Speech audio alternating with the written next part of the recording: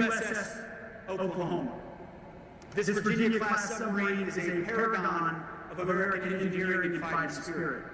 It is the apex predator of the undersea domain and the most advanced and lethal submarine ever built. As our president says, and he's right, we're 20 years ahead of anybody else in this domain. It is a strategic advantage that creates dilemmas on a daily basis for our adversaries all around the globe. It's a silent hunter that can operate with stealth in the most contested, dangerous waters on the planet. It can gather intelligence that no satellite can ever hope to see.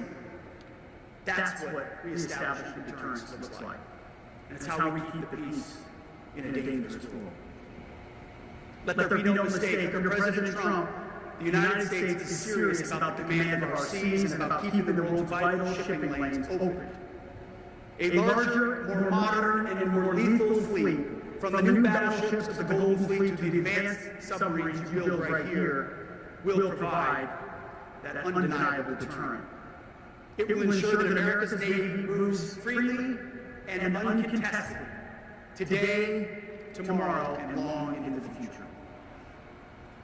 But all the strategies from the Pentagon, all the funding from Congress, and all the designs from our brightest engineers are ultimately meaningless without the people on this floor.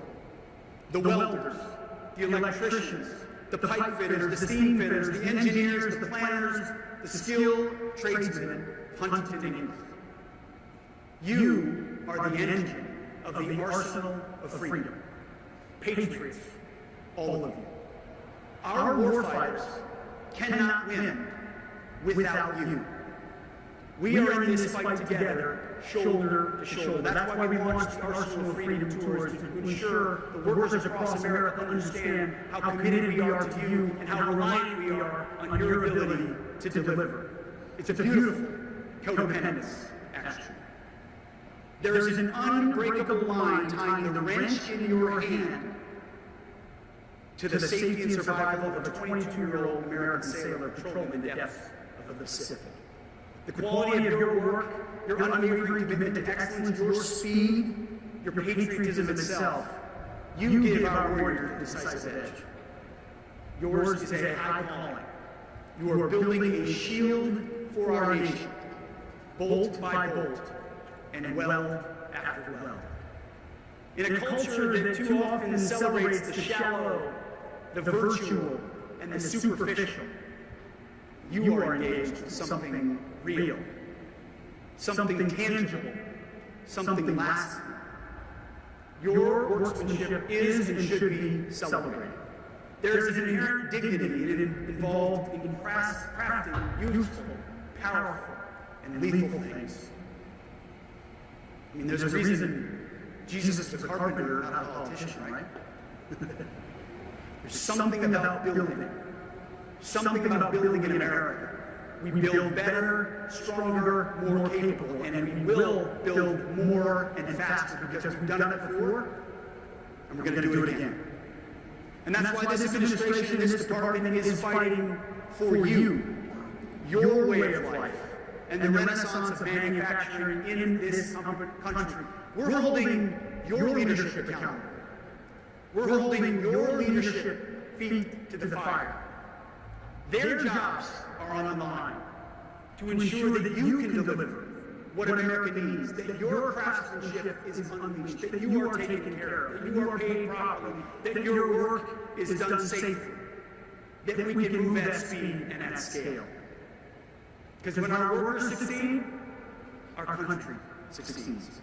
And a nation that builds is a nation that wins, and our president is a builder. And that's why we will win. So to all of you here today, from the newest apprentice to the most experienced master shipbuilder, and to our sailors who work with them, again, back to where I started, thank you. I want you to know that whether you're wearing a uniform, coveralls, or a suit, the work you're doing is important, it's patriotic, and essential to our nation. It is a noble calling in a world that has forgotten what nobility looks like. You know, I used some words when I spoke after the raid couple of days ago that feel outdated to some. They fit perfect for our warfighters. Guts, grit, gallantry, and glory. May we revive those words. May we live them out, no matter how small the task or how big the task, simple or mundane the task or complex the task. Every aspect of what had to come together to make that mission successful was an ingredient to the kind of guts, grit, gallantry, and glory that our warriors embody. And you contribute to that. Be proud of what you do here. Be proud of the incredible vessels that you bring to life. They are the guarantees of freedom. The guardians of our peace. A message to the entire world that you should never, ever bet against America. And know that we have your back as you move faster, on time, and on budget, investing in your plants and in your people. We have a lot left to accomplish on behalf of the warfighters, and we look forward to continuing to do it. It's the honor of a lifetime. I serve to serve. My job is to make your job easier. That's why our ears to the ground everywhere we go. What can we do to make you more useful in how you operate? Because together we will rebuild our military. We will restore our industrial might and secure peace for generations to come. We will build the arsenal of freedom. God bless our Navy, and God bless our great republic. Thank you very much.